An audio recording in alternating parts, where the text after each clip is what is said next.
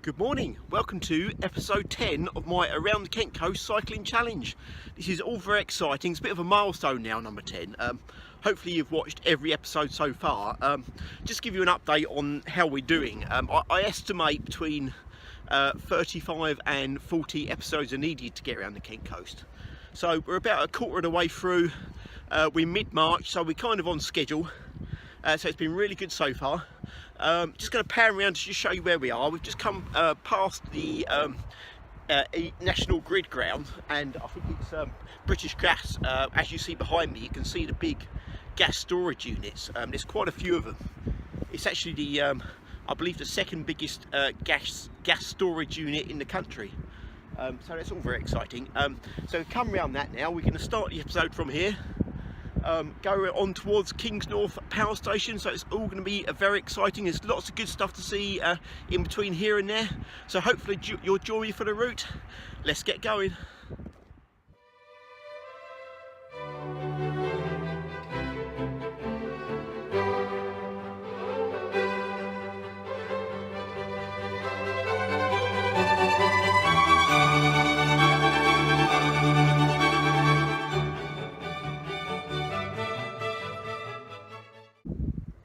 So we've come about a mile along the path now. Unfortunately we can't get very good views of the River Medway.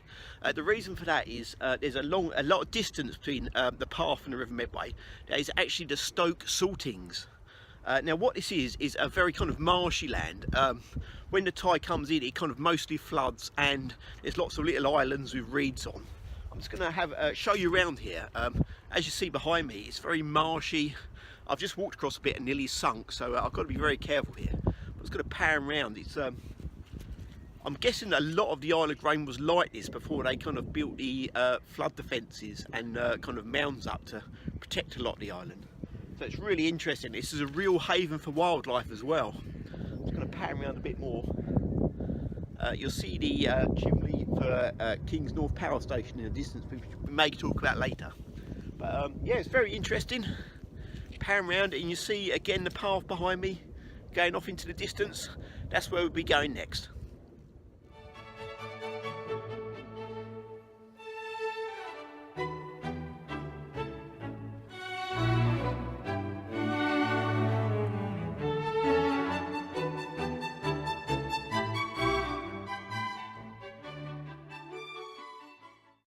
So in the distance behind me, I'm just going to pan around so you can see, is what they call Nest Jetty. Now you probably can't see this very well from here, so I will put some pictures up. Now this is actually the longest jetty of its type in the UK. It's very interesting. What it used to be, it used to be kind of pipe work. They used to pump out bitumen from an oil refinery, which was based on the south coast of the Isle of Grain. So they used to kind of pump out the bitumen to boats, which used to kind of travel off to be sold all around the world. It's very interesting. You can actually see a YouTube clip or a few YouTube clips of people kind of trying to walk along it, but it looks very dangerous. And it's actually on private land, so we can't kind of get around that far today. That's very interesting. Let's carry on.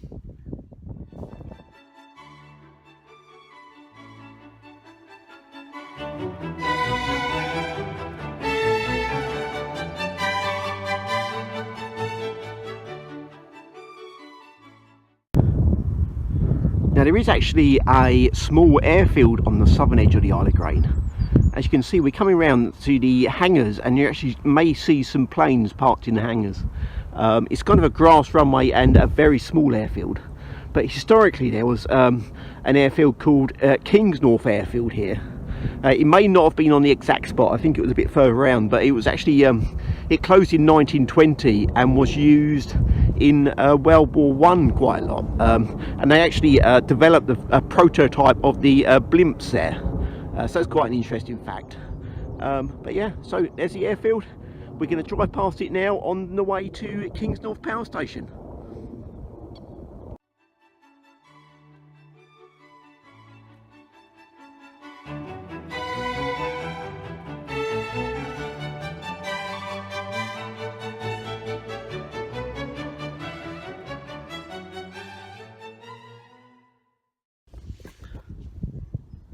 So I'm just having a little break along the pathway here. I'm looking out to Stoke Saltings, and you may see the River Medway is quite a distance away, so you may not see it. It's probably about 1.5 kilometres away now. An interesting thing that's out in these marshlands is a German U-boat, or the remains of a German U-boat. You can't see it from the pathway, so I will put some pictures up. It wasn't actually on active duty when it kind of crashed there. What it was, at the end of World War One, a lot of U-boats were surrendered to the British, and I believe they scrapped a lot of them. So this particular U-boat went to hauling and had its engines taken out, and the engines were actually used as part of hauling cement works to power that. So the remainder of the ship was actually towed further around the river, but it broke loose and went the remains of it went into these marshes, and that's where it stayed since the First World War. If you kind of had a dinghy or maybe a boat of some sort, you could probably go around it, which would be very interesting. I might do that one time if I can find a boat. But yeah, the remains have stayed there for many years.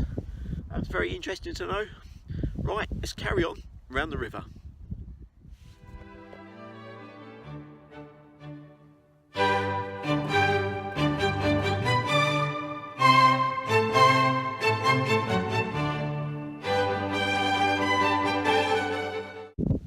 So we're getting towards the end of our cycle today, and what I just want to talk about now is Kingsnorth Power Station. I'm just going to pan around so you can see the chimney of Kingsnorth in the distance. I will put some better shots up because you can't probably get a very good shot of it here. But the reason I want to talk about it this week is the chimney of Kingsnorth is actually the last remaining part of the power station, because most of it's been demolished. Now the chimney is due to be demolished on, well, was due to be demolished on March the 8th, which was last Thursday.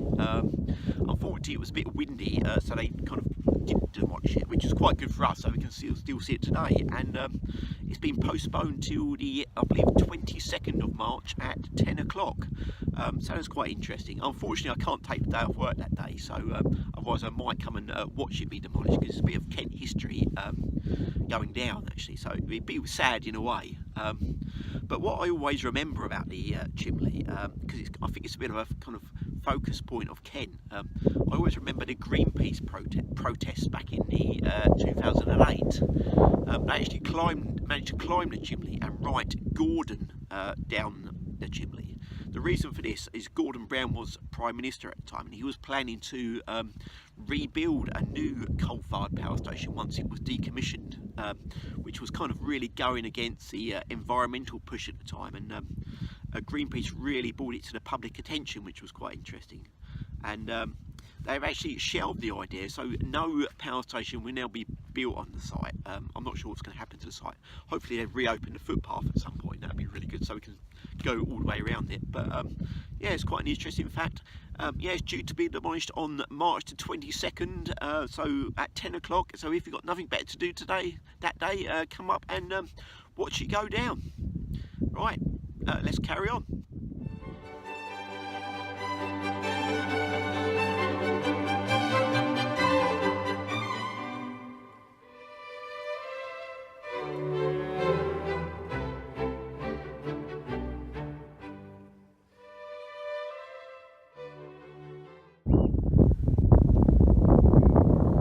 So this is the end of the footpath this week. It's all private land behind me, so I hope you've enjoyed the cycle along the southern edge of the Isle of Grain. It's been really good. Next week we'll be go round Kingsnorth Power Station and see what's on the other side as we head towards Who. So that'll be very exciting. I'll see you all in part 11.